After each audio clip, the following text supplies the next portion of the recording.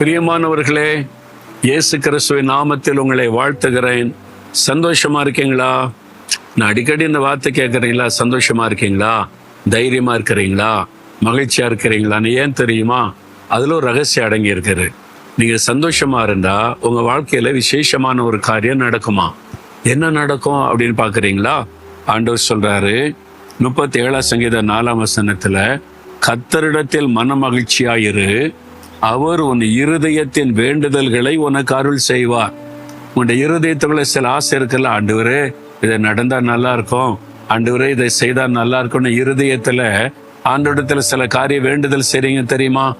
நீங்க யோசித்து பாருங்க. பேசிக்கிட்டு இருக்கும்போது, நடந்துகிட்டு இருக்கும்போது, இதெல்லாம் நடந்தா நல்லா இருக்கும் இயேசுவே அப்படின்னு நினைப்பீங்கல்ல. உங்க இருதயத்துல இருந்து புறப்படுகிற வேண்டுதலை ஆண்டவர் அருளி செய்வாராம். உங்களுடைய விருப்பத்தை நிறைவேற்றி தருவாரா. எப்ப தெரியுமா? கர்த்தருக்குள்ள நீங்க மகிழ்ச்சியா இருக்கும் போதுதான். நீ எப்பவும் துக்கமா சோகமா அழுதுகிட்டு, ஆண்டவர் எனக்கு என்ன பண்ணிட்டாரு, நான் வாழ்க்கையா அப்படி இருக்கு அப்படி இருந்து ஆண்டவர் அற்புதம் செய்ய மாட்டார். ஆண்டவருக்குள்ள நான் சந்தோஷமா இருக்கிறேன், இயேசு என் கூட இருக்கிறார்ல, என் பாவத்தை மன்னிச்சிருக்கிறார், என் கூட இருக்கிறார், என் துணையா இருக்கிறார், இயேசுவே ஸ்தோத்திரம். அப்படி மகிழ்ச்சியா இருந்தீங்கன்னு வைங்களேன், உங்களுடைய இருதயத்தின் வேண்டுதலை கூட அவர் நிறைவேற்றுவார், அந்த விருப்பத்தை நிறைவேற்றுவார். அதனாலதான் கேட்கிறேன், நீங்க சந்தோஷமா இருக்கீங்களான்னு. தின காலையில் எழுந்த உடனே ஆண்டவருடைய பிரசன்னத்துல மகிழ்ந்து களிகூற பழகுங்க. பாரம் சில சமயத்துல அழுத்தம் ஆண்டவர் மேல வச்சிருங்க. ஆண்டவரை துதித்து பாடுங்க, சந்தோஷப்படுங்க.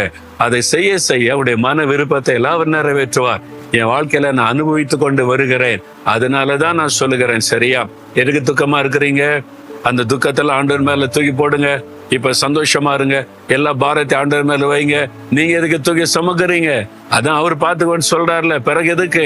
ஒப்பு கொடுங்க ஆண்டவர்கிட்ட. ஆண்டவரே, என் பாரத்தெல்லாம் மேல வச்சிடறேன், நான் உமக்குள்ள சந்தோஷமா இருப்பேன், எப்பவும் இயேசுக்குள்ள சந்தோஷமா இருப்பேன். என் மன விருப்பத்தை நீங்க நிறைவேற்றி தர்றீங்க. இன்றைக்கு அற்புதம் நடக்க போகிறத நான் விசுவாசிக்கிறேன். இயேசுவின் நாமத்தில் ஆமேன், ஆமேன்.